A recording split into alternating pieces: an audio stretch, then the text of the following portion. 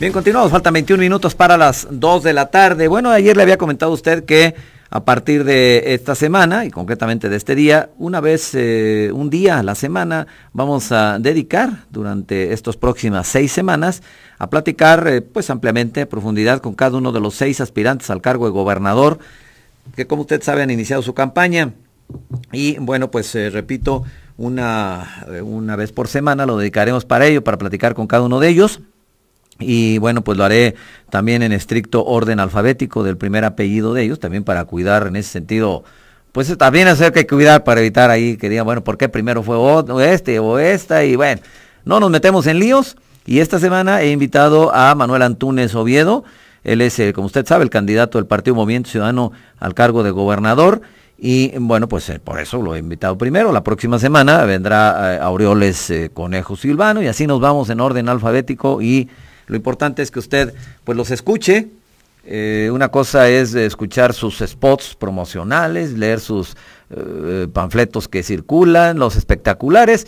Me parece que otra, y creo mucho más efectiva, para que usted los conozca, qué piensan, qué visión tienen del Estado, de la problemática y de lo personal también, quiénes son ellos. Me parece que este ejercicio puede servirle a usted. A final de cuentas, ese es el objetivo que pretendemos aquí en Respuesta. Manuel, ¿cómo estás? Buenas tardes. Me da mucho gusto saludarte, Jaime. Gracias por venir. Y gracias por invitarnos a este programa. Y pues estamos a tus órdenes y además que nos des oportunidad de comunicar con tu auditorio.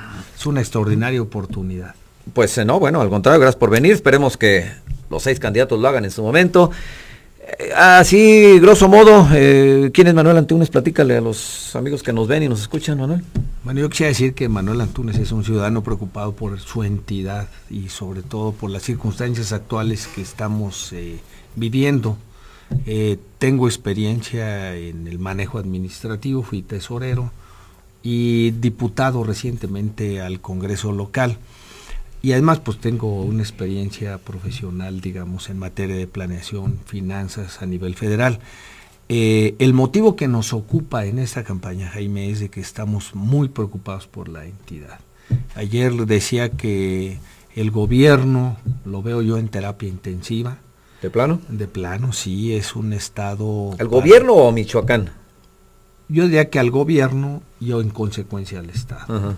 Pero el gobierno como principal actor, aquí acuérdate que estamos en... Pues, todo gira en torno al gobierno, ¿cierto? Y estamos optando por una candidatura, pero es precisamente para el gobierno, no es para otra cosa. Y entonces tenemos que platicar cómo vemos precisamente al gobierno, ¿no? Ayer lo decía en una reunión pública, allí en frente de Palacio, que tengo toda la apreciación respecto a que estamos con un gobierno que no responde, producto de los últimos 15 a 20 años, en el que ha privado un elemento fundamental y que es la corrupción. Y esta corrupción ha provocado debilidad en el aparato administrativo y jurídico y de gobierno y le ha impedido afrontar con éxito el tema fundamental de la seguridad.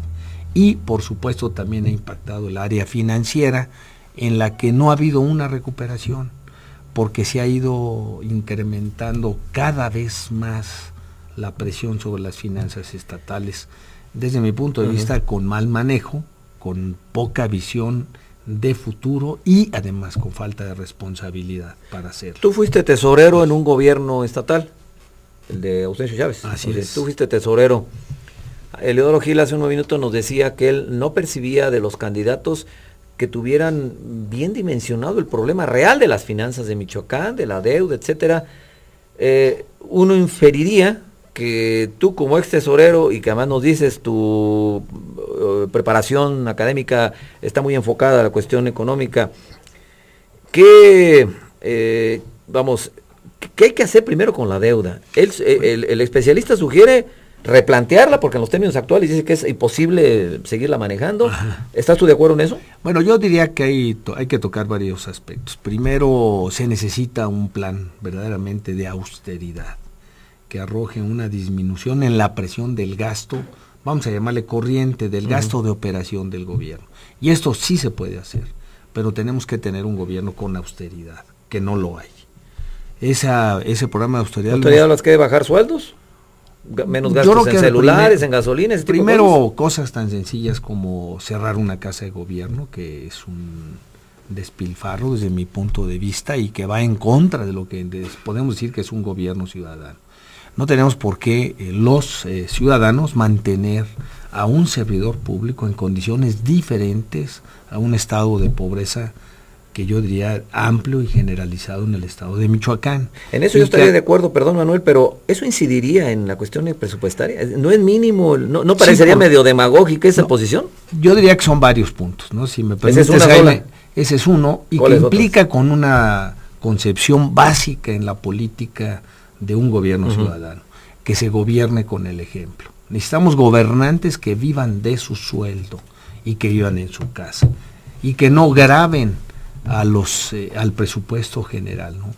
Obvio es que una reducción de esa manera implicaría reducirle todos los gastos suntuarios a los servidores públicos, vamos a llamarle del orden superior. ¿Para qué razón? Para que vivan más con mayor austeridad y se reduzcan. Obvio es también que habría que aplicarle un programa de austeridad fundamental. Nosotros cuando estuvimos de diputados calculamos más o menos que se le puede reducir entre 1,000 a 1,500 millones de pesos al presupuesto. Bueno, esta es una parte... ¿Con esas medidas? Esa es una parte de la austeridad. Por la otra parte, nosotros hemos pedido, se va a replantear la estructura orgánica, se va a compactar áreas, y esto va a ser un aparato administrativo más manejable operativamente y de resultados. Y luego haremos un planteamiento a la propia federación. Nosotros tenemos previsto plantear un convenio generalizado por sector para agrupar en una sola área lo que es el presupuesto.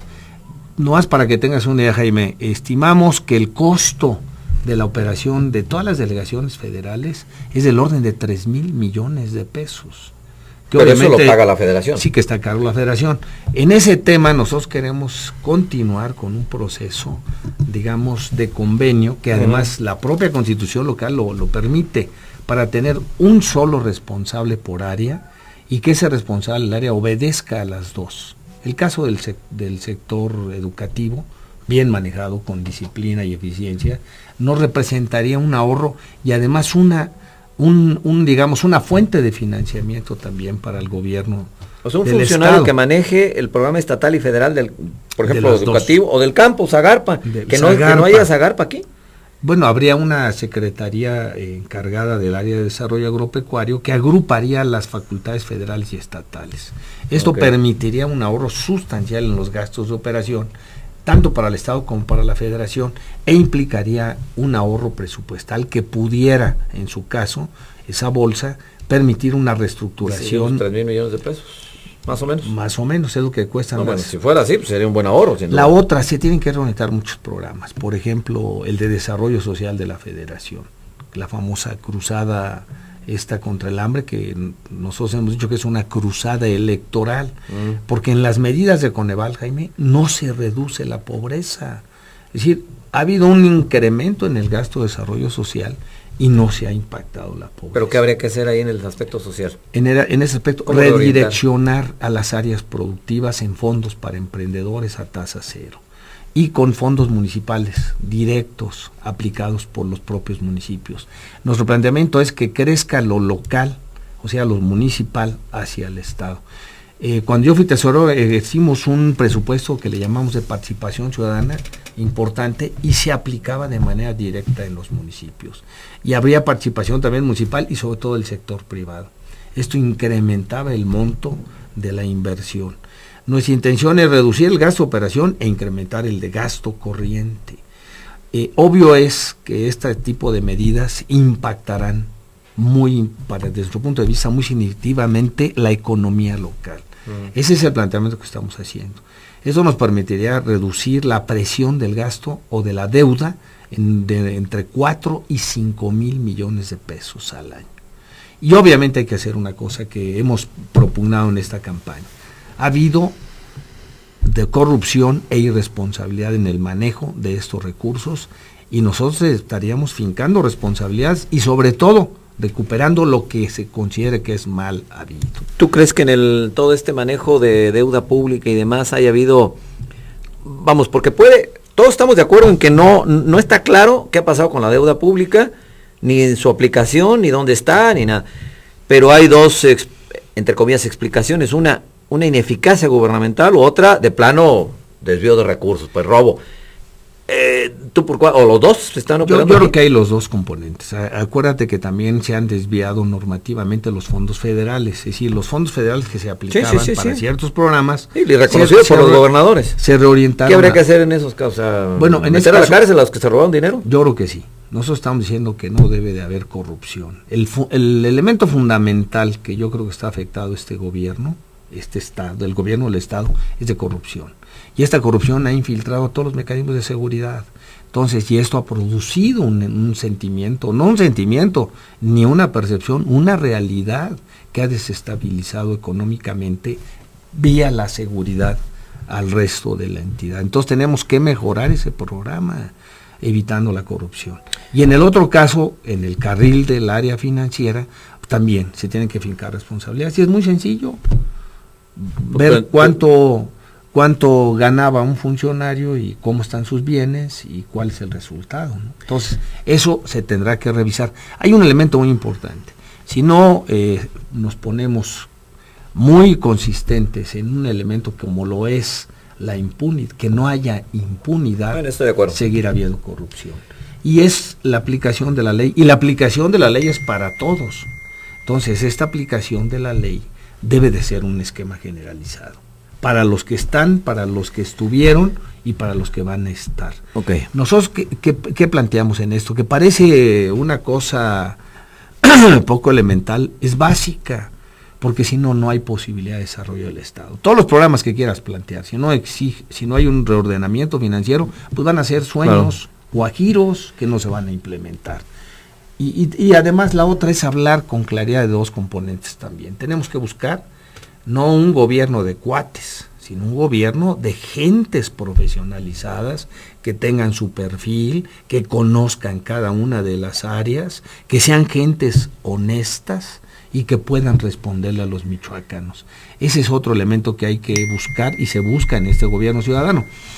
Un gobierno, por cierto, que va a estar sujeto a lo que le estamos denominando ratificación del mandato. Sí, lo que decías ayer de un referéndum. Debe de haber una amplia consulta. La ley no te obliga a esto, pero nuestros gobiernos ciudadanos, a la mitad de la administración se va a hacer una amplia consulta para ver si se está operando bien o no.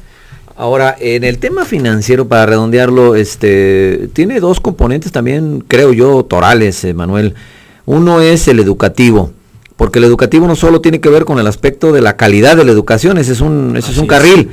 El otro es el financiero, el gran boquete también en las finanzas michoacanas, como en lo de algunos otros estados, pues es que por ahí se fugan, y yo creo que el término sí es se fugan, porque si fuera inversión, pues todos aplaudiríamos, que no importa que se gastara mucho. El problema es que claramente no va al factor cualitativo de la educación, sino a mantener más de 60,000 plazas, muchas de las cuales quién sabe si sean justificadas, aviadores, en fin. ¿Qué hacer con el tema educativo desde su vertiente de financiera? Desde afuera parece como que lo que se requiere, dicho coloquialmente, son pues pantalones para poner orden en ese sentido, porque no cualquiera le entra. Mira, Jaime, la gente te desestabiliza el Estado. Un gobierno ciudadano tiene que aplicar la ley, y la aplicación de la ley tiene que ser general para todos. En el caso del sector educativo ha habido mucho descuido, mucha indolencia administrativa y deficiencia en la aplicación de los recursos. Yo creo que aquí el paso fundamental es ordenar muy bien al sistema educativo en relación a la demanda. Si tú haces un estudio de oferta-demanda, vas a ver dónde están los huecos y dónde están los sobrantes. Se tiene que hacer a nivel de detalle para ver dónde te sobran plazas, dónde te faltan plazas, dónde se necesita aplicar inversión para una infraestructura educativa.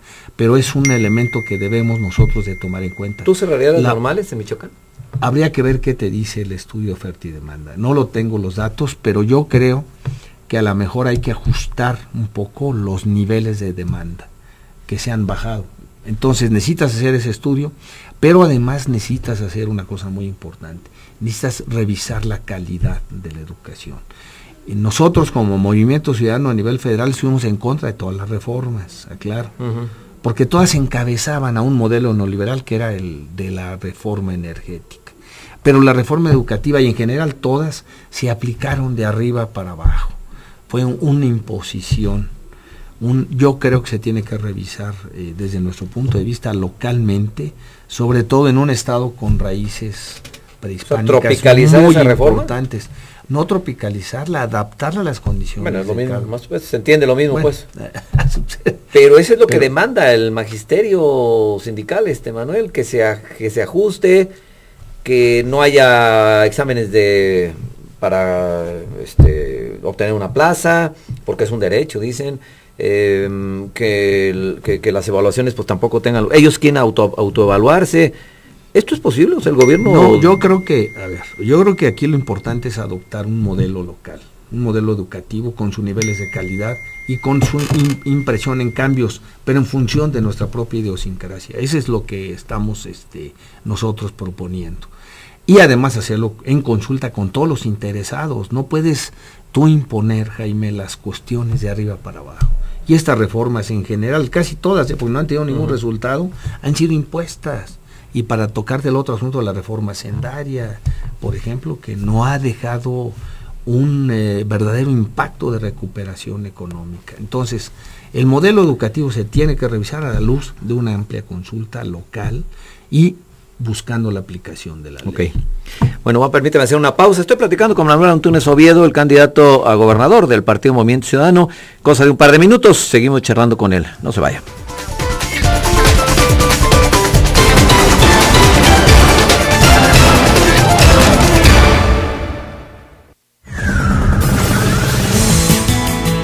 Respuesta en Vox 103.3 FM. Aspira a nuevas y mejores oportunidades. Si tienes más de 21 años y aún no terminas la preparatoria, presenta el examen único Ceneval para acreditar tu bachillerato en el COBAEM. Consulta los requisitos en www.ceneval.edu.mx o al 308-7000. Regístrate antes del 24 de abril. Examen 24 de mayo. Escucha Vox FM desde cualquier parte del mundo. TuneIn Radio. Vox 103.3 Morelia. www.voxmorelia.com. UBAC, examen de admisión 18 de abril. Ingresa a www.ubac.edu.mx y conoce más detalles. La mejor oportunidad de alcanzar todos tus sueños. UBAC, trascendencia educativa. Vox FM, la estación de mayor crecimiento en Morelia, y Radiorama, el grupo más fuerte de radio en el interior de Michoacán, unen fuerzas e ideas para construir el enlace con mayor cobertura y audiencia en el estado. Escucha Palabra por Vox FM en Morelia, por La Mexicana en Uruapan y Qué Buena de Lázaro Cárdenas. La mejor selección de noticias, deportes y música, con la mayor cobertura y audiencia en Michoacán. Palabra con Julio Hernández Granados y un gran equipo. Ahora por Radiorama y Vox FM. En la Universidad Tecnológica de Morelia ya tienes un lugar. Y sin colegiaturas. Ven por tu ficha antes del 11 de julio.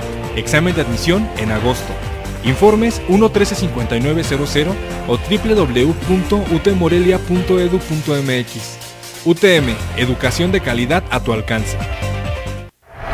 XHMICH Vox 103.3 FM. Generamos nuestra señal auditiva desde el punto más alto de la ciudad, con 3000 watts de fuerza, ubicados en Francisco González Bocanegra, número 59, Santa María de Guido, Morelia, Michoacán. Eres Vox 103.3 FM. Mantente en contacto con nosotros. Teléfono en cabina 319-8819. Redes sociales: Facebook, Vox 103.3 FM, Twitter, @Vox Morelia. Escucha Vox FM desde cualquier parte del mundo. www.voxmorelia.com. ¿Quieres ampliar tus posibilidades laborales? El Instituto de Capacitación para el Trabajo te ofrece horarios accesibles, turnos matutinos, vespertinos y sabatinos, además del pago de una cuota única de recuperación con una gran variedad de cursos. Infórmate 01800-9422-864. ICATMI, una opción de capacitación diseñada para ti. El acontecer diario de la ciudad. Respuesta.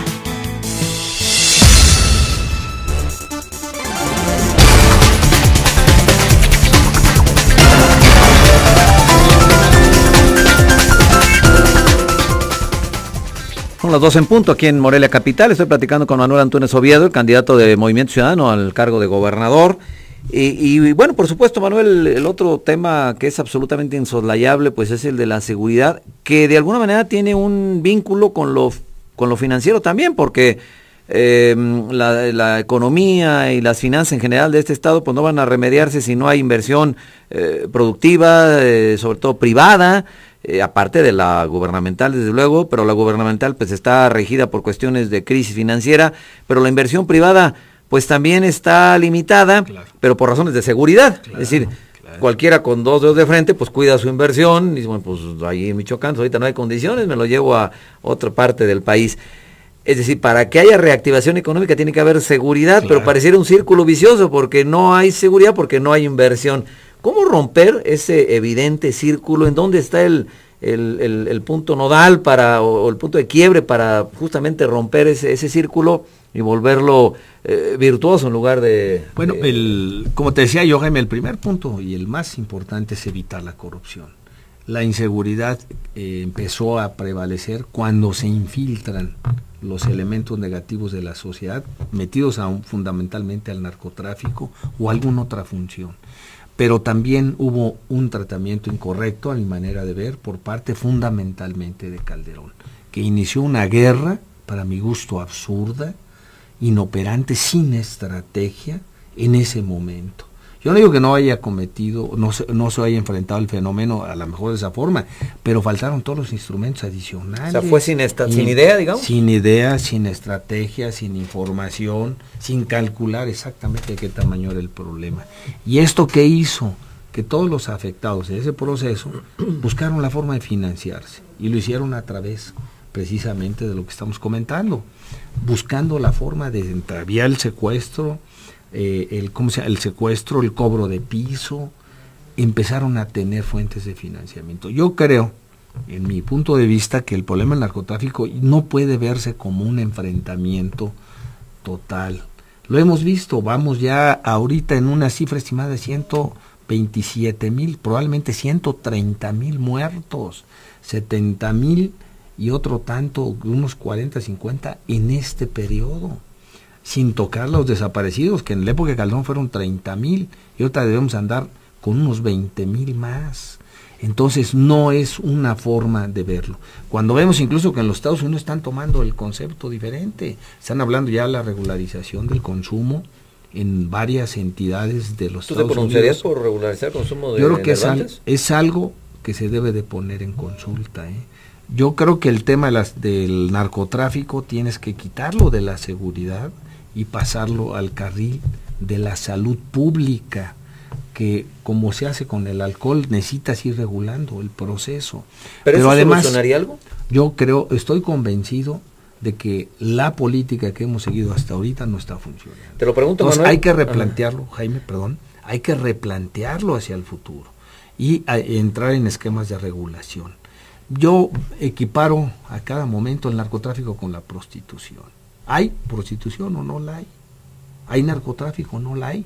Mientras tengamos un mercado en los Estados Unidos tan impresionante, donde además en ese mercado hay un proceso de administración, Jaime. Sí, acuérdate que existe la DEA. No está tan... Y la DEA, ¿qué quiere suelto, decir? Digamos. Drug Enforcement and Administration.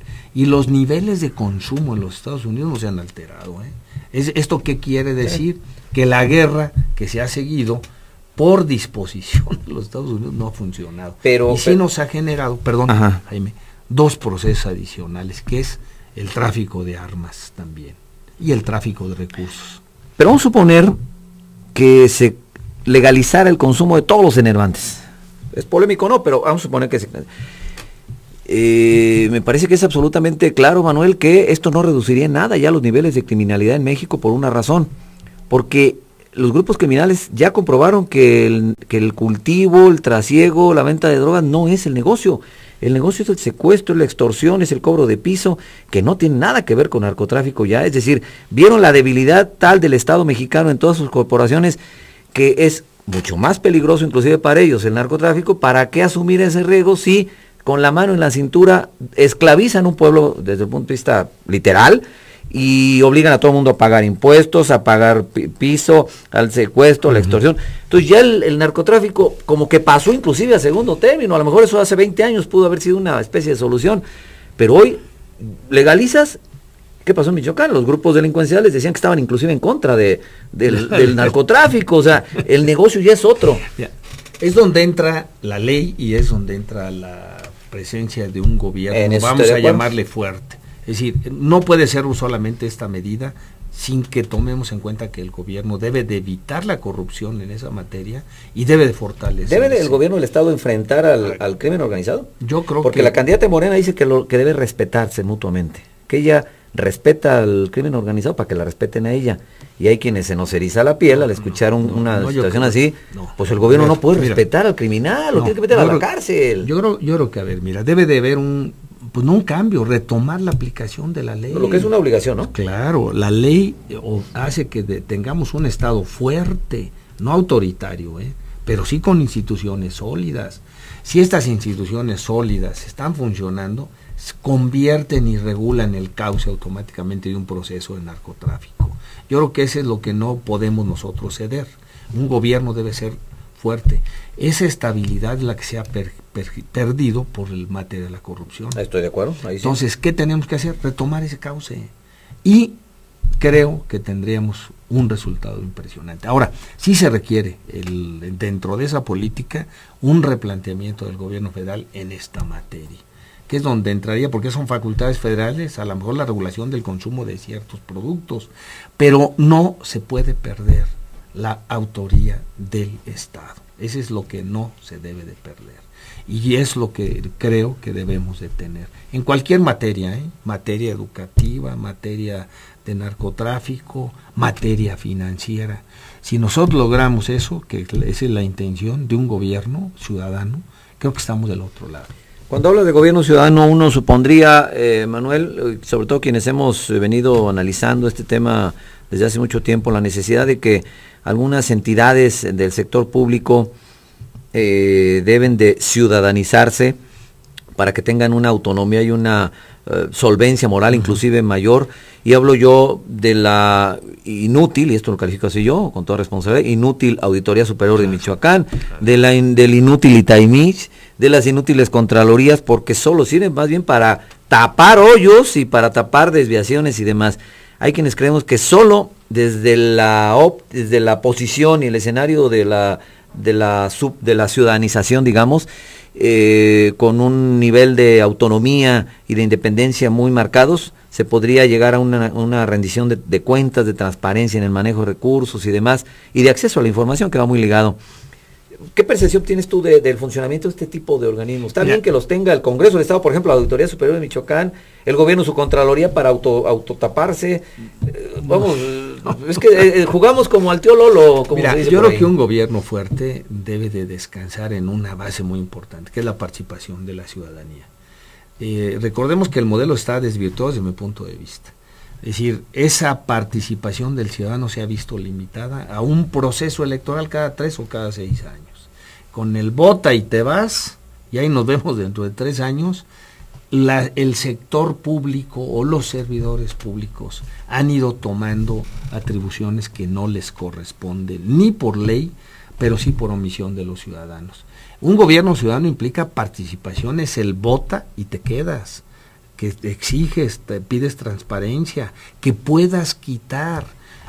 Cuando estuvimos en el Congreso, que saqué la ley por la promoción de la ley de participación ciudadana, nos faltó algo muy importante, que fue la revocación del mandato. Los partidos tradicionales dijeron que esa ley salía siempre y cuando no fuera revocación del mandato. Le temen a la gente, claramente le temen a darle respuesta, le temen a la transparencia. Obvio es que en un gobierno ciudadano necesitamos fortalecer esos mecanismos, una auditoría superior vinculada o no vinculada al Congreso, pero con facultades fiscalizatorias, es necesaria e indispensable, y con una participación ciudadana. Con independencia, ¿no?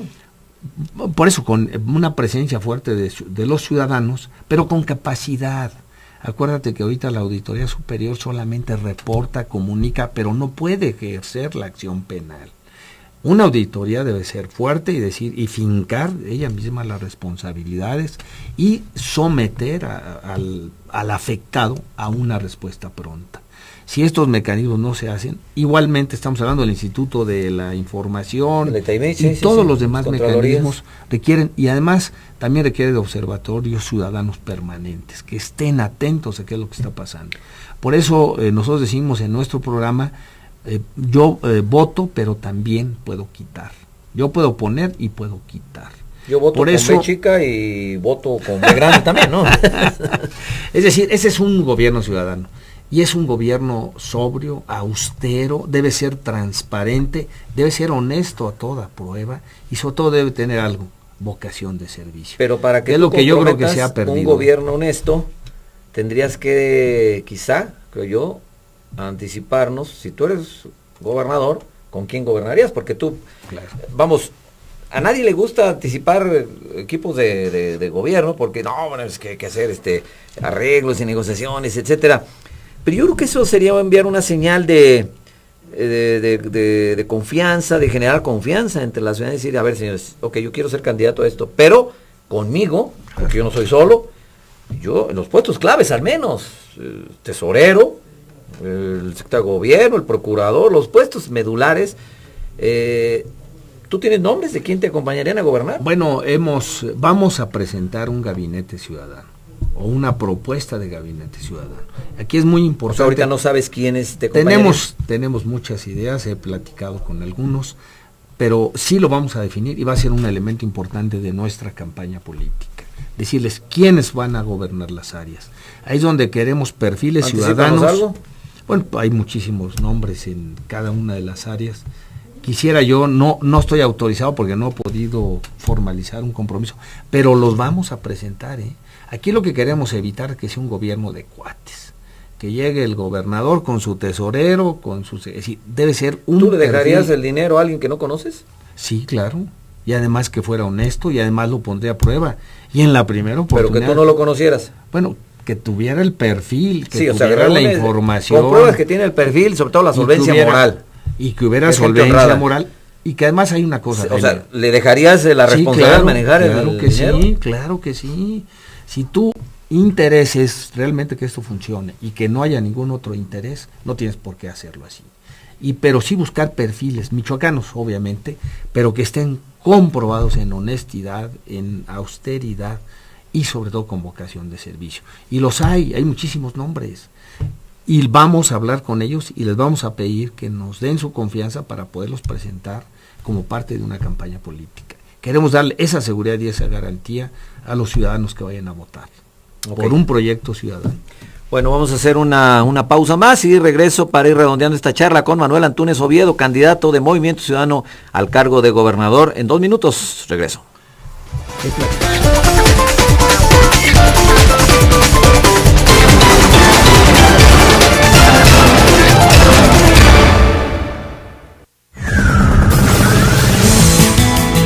Respuesta en Vox 103.3 FM.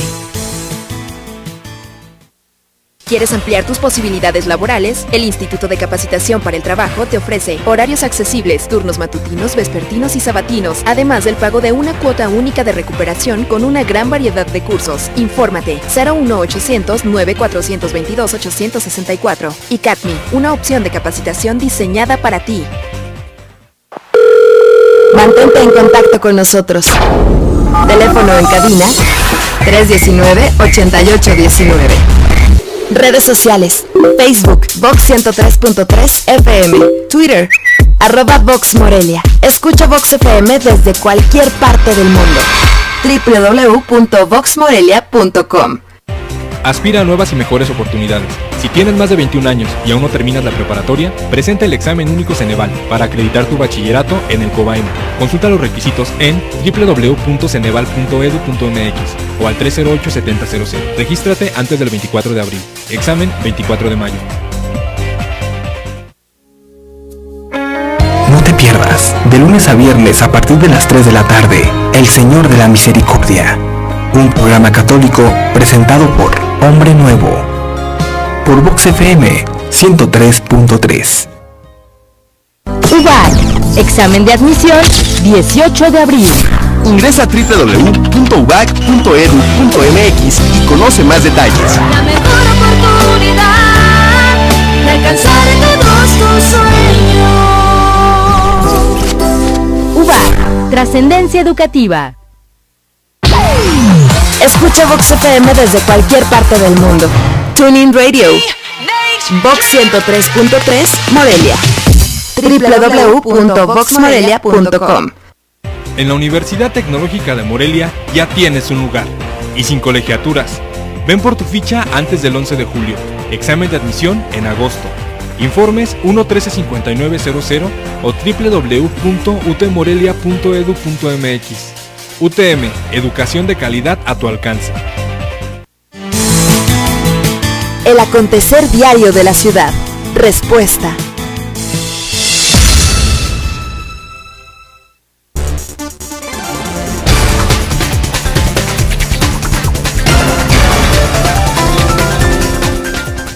Bien, estoy platicando con Manuel Antunes Oviedo, candidato del Partido Movimiento Ciudadano al cargo de gobernador. Comentamos en la pausa el asunto del Comité de Adquisiciones, que, pues dicho sea de paso, Manuel, es un verdadero riesgo allí, iba a decir un nido ahí de situaciones irregulares, lo es, pero vamos, es que ahí está mucho la clave, el cuide el asunto de la corrupción. Todo lo que el gobierno compra, contrata y demás, pues no tenemos ninguna claridad de que esto sea realmente a los mejores precios, en las mejores condiciones, y pues ya sabemos ahí el diezmo, etcétera. Ahí, ¿qué hacer? Porque parece que ello chino es, romper eso. Mira, el esquema es el mismo. Meter un comité de adquisiciones totalmente ciudadanizado, y además, eso sí, que se le dé prioridad a los proveedores locales. ¿Aunque sean más caros? No, habría que revisar los precios y habría que darle un matiz, pero fundamentalmente... ¿En condiciones iguales? En condiciones prioridad iguales, al de claro Michoacán. Sí. Estoy y la otra, totalmente ciudadanizado, y que no haya mano negra. Acuérdate que el problema un poco en esto es que si no hay consistencia y no hay honestidad desde la cabeza, abajo no la hay. Por esa razón estamos diciendo que se gobierna con el ejemplo.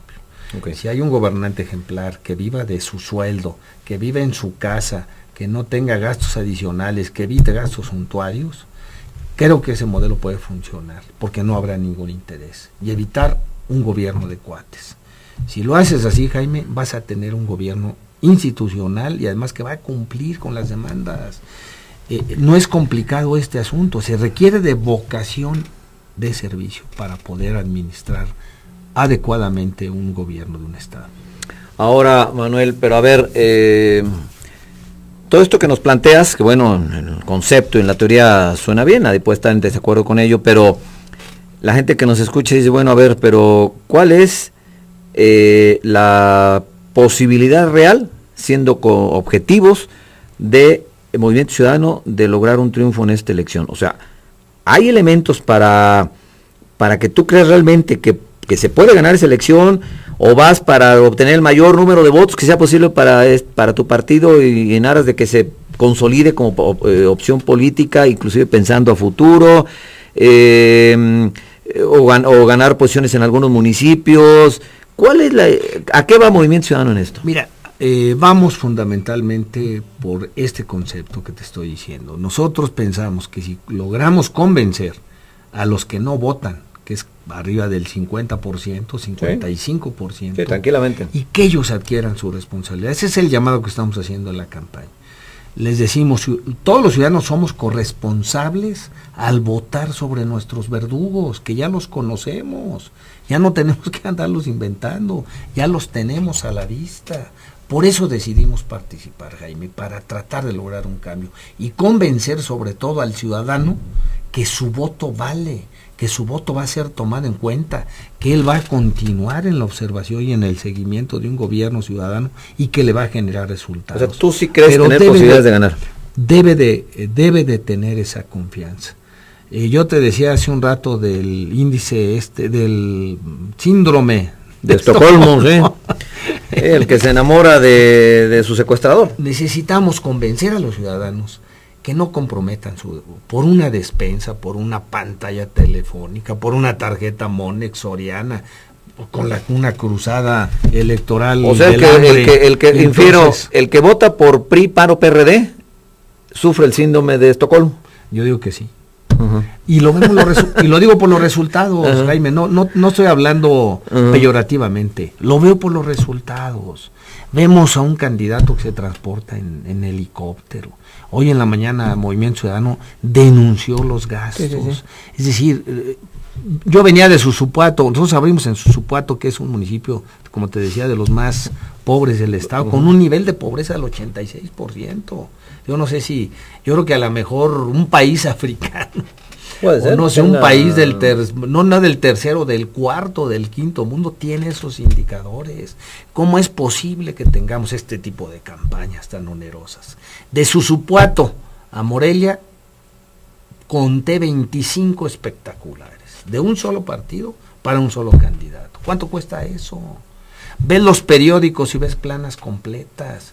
Los ciudadanos ya estamos hasta el copete. ¿Tú no vas a contratar este tipo de publicidad? No, para nada. ¿No hay dinero para eso? No. Pero si tuvieras, ¿lo contratarías? No, si lo tuviéramos, haríamos otra cosa. Nosotros tenemos que convencer de que el voto vale, que el ciudadano se comprometa con su futuro. Por una despensa está comprometiendo su futuro por 3 años. Necesitamos cambiar esa mentalidad y necesitamos campañas totalmente austeras. Nosotros en nuestro concepto de un gobierno ciudadano reduciríamos el porcentaje de participación de los partidos en un 75%. De prerrogativas. De prerrogativas. ¿De dónde vas a sacar tus recursos para esta campaña? ¿El partido te los da? ¿Tú vas a poner tu bolsa o de dónde sacas recursos? Bueno, ahí tenemos una coordinación de financiamiento que encabeza uno de mis hijos que nos está ayudando a recopilar. Y lo poco que pero aportaciones particulares, o sea que la gente simpatizantes tuyos aporten, ¿o? Lo vamos a hacer así, pero nunca ¿y si hay que ponga? Sí, claro, pero no vamos a rebasar nunca, ni por ninguna razón. 40 y tantos millones de pesos, ¿no? Lo que la ley contempla. No vamos a llegar a esa cifra, por supuesto, pero porque vamos a hacer una campaña austera. Lo que queremos es cambiar. ¿Tienes una idea? No sé, no tenemos todavía un presupuesto, pero va a ser una cantidad mínima. La vamos a informar además, porque o lo que logre recaudar en estas aportaciones. Así es, lo que se logre recaudar. Pero el tema fundamental es que le estamos pidiendo al INE y al IEM que ellos hagan la labor de fiscalización, porque nos avientan la pelota a los ciudadanos diciendo que nosotros denunciemos. Bueno, vamos a generar dentro del partido una cosa que se llama el guardián ciudadano, donde vamos a contabilizar todos estos gastos, pero el responsable de la función debe de ser el INE y debe ser el Instituto Electoral, pero nos preocupa porque les tiembla la mano. Digámoslo de esta forma, ¿no debieron haber suspendido el registro del Partido Verde con tanta irregularidad en el INE? Entonces necesitamos que no haya impunidad y nosotros vamos a estar insistiendo en estos mecanismos de control. Los ciudadanos ya estamos cansados de los políticos tradicionales que gastan hasta lo que no tienen para tratar de conseguir o comprar el voto. ¿Tú participarías, Manuel, en el gobierno de algún otro candidato? El que ganara, si no ganas tú, que te diga, a ver, Manuel, te invito a ser tesorero. Para nada. Secretario de Planeación, no sé. Estamos en esta lucha. ¿No participarías con nadie más? Estaríamos en esta lucha para cambiar, no para participar en un gobierno. Si no ganamos, no habría participación. Es decir, nos convertiríamos como parte de la sociedad civil reclamante. Un gobierno en la sombra, pues, alguien que esté evaluando. Haríamos ese esquema. Ahora, nosotros pensamos... No tipo Andrés Manuel López Obrador, que hizo ahí su gabinete y toda la cosa, o algo así. Bueno, fíjate que en los esquemas parlamentarios siempre se hace un gabinete en la sombra. O sea, el que pierde hace su gabinete y está criticando cada acción de gobierno, pero con fundamentación. Lo que nosotros pensamos es de que... ¿No desechas esa posibilidad? no se desecha, pero tampoco no está prevista. Nosotros vamos a ganar, mi querido Jaime, vamos a luchar para convencer a todos los ciudadanos que no comprometan, no vendan su futuro, que no voten por por sus verdugos, que sean corresponsables en la acción de gobierno. Esa es la lucha de Movimiento Ciudadano. ¿Y hasta dónde entonces puede llegar, Manuel? ¿Hasta dónde puede alcanzar realmente? Mira, vamos a hacer lo que se pueda, con lo que se puede y hasta donde se puede. Esa es la lucha que tenemos en Movimiento Ciudadano. Cuando hace 12 años me salí del PRI, me salí con esta lucha y esta batalla. Yo creo que tenemos que hacerla y conseguirla. Veo ahora, peor para todo este asunto, un PRI federal muy descompuestísimo, yo diría en materia de corrupción. Para no tocar los puntos, creo que ya queda claro lo de la casa, en fin, necesitamos cambios y no solamente se van a conseguir cuando el ciudadano se comprometa con su futuro. Y esa va a ser la batalla que vamos a dar. ¿Un eventual resultado adverso te llevaría a judicializar, a ir a los tribunales, etcétera? ¿O no necesariamente? Lo que estaríamos muy... No dependería, pues, cómo sería. Estaríamos muy pendientes de que el proceso sea lo más transparente. Pero de entrada ya estamos advirtiendo vicios. Vicios además irreparables. El gasto excesivo en las campañas. Ojalá que los señores candidatos de los otros partidos lo pusieran sus centavos, no lo ponen de ello, lo ponen de los recursos que tenemos los ciudadanos. En ese sentido, Movimiento Ciudadano va a ser un ya basta. Estamos cansados hasta el copete de ese tipo de situaciones. Y tenemos que advertirlas, y tenemos que denunciarlas. Pero necesitamos que los ciudadanos se comprometan, que participen, que no vendan su voto. ¿Algo que quieras comentar para terminar, Manuel? Bueno, darte las gracias, Jaime, y además decirte que a mí me distingo ya una amistad de hace muchísimo tiempo y te veo en la misma circunstancia de lucha que tenemos nosotros en Movimiento Ciudadano, cosa que te felicito. Y bueno, y aprovechar la oportunidad para que todo tu auditorio esté consciente de que el futuro no depende de los demás, depende de nosotros, de lo que hagamos cada quien. Y nadie va a hacer por nosotros mismos lo que no estemos dispuestos a hacer nosotros por nosotros mismos. Y ese es el llamado de Movimiento Ciudadano. Ojalá que estemos convencidos de que podemos cambiar las cosas por las buenas, por los votos. A ese llamado venimos. ¿Tú harías pública tus patrimonio, tu cuenta bancaria, lo que no sé? Por supuesto, a eso venimos. Si estamos pidiendo transparencia, estamos hablando de honestidad, se tiene que gobernar por el ejemplo. Bueno, ¿en dónde? ¿Aquí? No, pues no sé, los que tengas, o sea, bueno, no me digas valores, tienes dos casas, no sé. No, una casa y donde vivo desde hace 23 años o 24.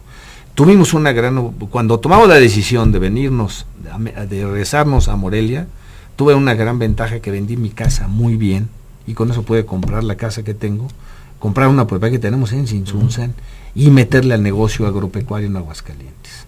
Allá tú tienes un negocio en Aguascalientes. En Aguascalientes. Bueno, es propiedad de mi señora, pero también es negocio familiar. Pero tú no tendrías problema en transparentar tus para nada. Pero además tus bienes. Además eso me dio la oportunidad. Nosotros hicimos un cambio estratégico, Jaime, qué bueno que toques ese punto, porque es muy importante precisarlo. Cuando tomamos esa decisión es dedicarnos a la empresa, buscar la autosuficiencia para no depender de terceros. Fue una batalla difícil desde el principio, no digo que fue fácil. ¿Es que agropecuario dices? Agropecuario y de vivienda y de desarrollo en Aguascalientes, pero ¿qué nos permitió eso? Y te lo digo con toda de veras la confianza y además el gusto, me permitió ser autosuficiente. Y por eso estoy metido en esto, ¿Por qué razón? Porque creo que hay que regresarle esto a los ciudadanos y darle la oportunidad que puedan ellos también cambiar. ¿Y no pierdes en tus negocios por andar en esto? Porque hay muchos políticos que dicen, es que no digo esto, pero sí estoy perdiendo por estar descuidando. Tengo una gran ventaja, que mis hijos manejan ya las empresas. Entonces ya no tengo que estar yo en la fase de operación. Probablemente la regulación y la conducción es así, ¿no? Pero la operación... que te digan cuánto fueron las utilidades, Manuel. ¿Cómo sabes? A veces hay pérdidas, ¿no? Que siempre son utilidades. No, pues debe de haberlas de toda empresa y de los dos, ¿no? Mira, en ese campo nos ha ido muy bien. Y creo que convencí a mis hijos de algo muy importante. De que sean ciudadanos, de que dependan de su esfuerzo, que no dependan de terceros y que si lo hacen bien van a ganar más. O sea, ahorita andar en la política es como un lujillo que te quieres dar. No, es una convicción. Yo estoy metido en esto de hace tiempo, en toda mi vida. Pero no vas por dinero, no vas por la posición económica que da el poder público, digamos. Por eso te digo que gobernaríamos con el ejemplo. Bueno. Y a eso me sometería con todos los ciudadanos que votaran por Movimiento Ciudadano. Bueno, muy bien, pues él es Manuel Antúnez Oviedo, candidato del Partido Movimiento Ciudadano. Como les digo, una vez por semana estará aquí uno de los candidatos y en la penúltima semana voy a convocar, ahí sí, los que quieran venir, a los 6 a un ejercicio también mucho más, simultáneo. No es un debate ni nada que se le parezca, pero sí, y ahí pues vendrán los que quieran. ¿Tú vienes? Claro. ¿Sí? Sí. Bueno, pues ya. Te voy a anotar. Oye, de esto andamos pidiendo, que nos den oportunidad. Te voy a anotar comunicar. Y ya estoy anotado. Órale, pues. Está bueno, gracias por venir, Manuel. Gracias. Que esté muy bien. Al contrario, hasta luego. Muy amable. Es Manuel Antúnez Oviedo, pues, candidato del Partido Movimiento Ciudadano al cargo de gobernador. Falta 29 minutos para las 3 de la tarde. Voy a una pausa y regreso a la recta final de respuesta.